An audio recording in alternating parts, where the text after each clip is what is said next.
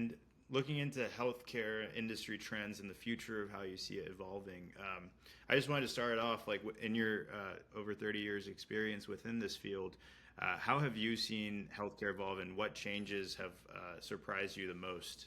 Yeah, that's a great question. What happens to these changes is so many of them are like the frog in the boiling water, so to speak. They happen over time and then they happen. So like what has surprised me the most is how for all the efforts made at this, well, I'll give you two things that surprised me the most. One is how broken DC is about healthcare, how broken that is. And that's on the left and the right. They're both just broken, and they spend so little time on the core problem of how do we fix access, how do we create more doctors and nurses, how do we make sure that we actually have the labor to go with the technology to take care of people. So that's sort of the one thing I see is this, how broke that is.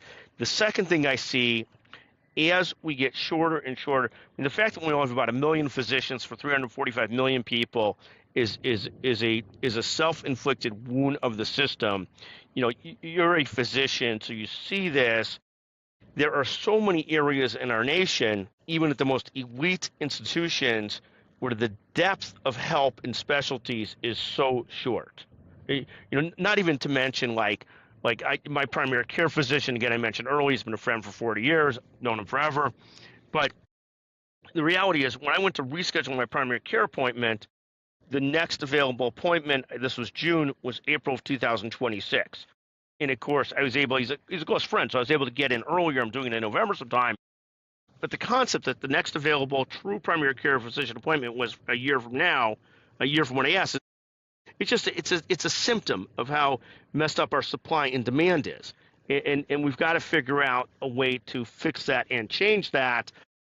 And this goes into the issue of like when you have your I know that I'm 61 now. By the time you're 61, and everybody, the beauty of healthcare is all of us are consumers. Every single one of us are consumers. But by the time you're 61, you've seen so many people that have had cancer, that have had this, that have had that. Increasingly, you get to a certain age, whether in your 20s where you lose a friend to leukemia, 60s you lose a friend to cancer, or lots of friends to cancer, you start to realize how short the bench is of real solutions for really difficult situations. And not only how short the bench is, how short the solutions are for certain cancers, but how narrow the amount of doctors there are to really take care of something, and how bad the access is. So I'm surprised that we all know we were going to have shortages. We've often mismanaged resources for political reasons. I mean, there are so many things that are great about our system, and there are so many things that are so screwed up. I mean, we all thought, of course, most of us are believers, if you're in healthcare, that everybody should have coverage. That ideally, we're basically a believer that how many ever people we have in our country, everybody should have coverage of some sort. I mean, I think most of us feel that way. But the problem is coverage without supply and access is a political slogan.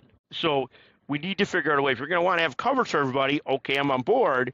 But then we better focus on how do we create more doctors, nurses, technology to fix that.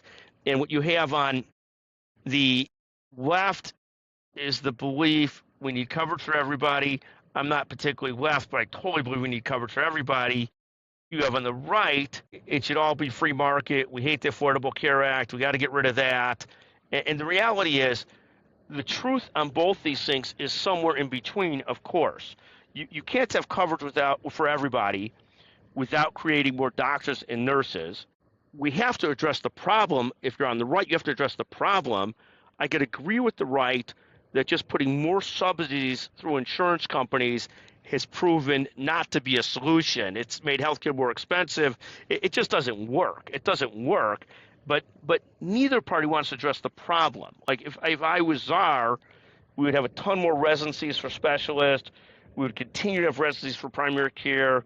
We would obviously move towards a lot more PAs and NPs helping on the lower levels of primary care.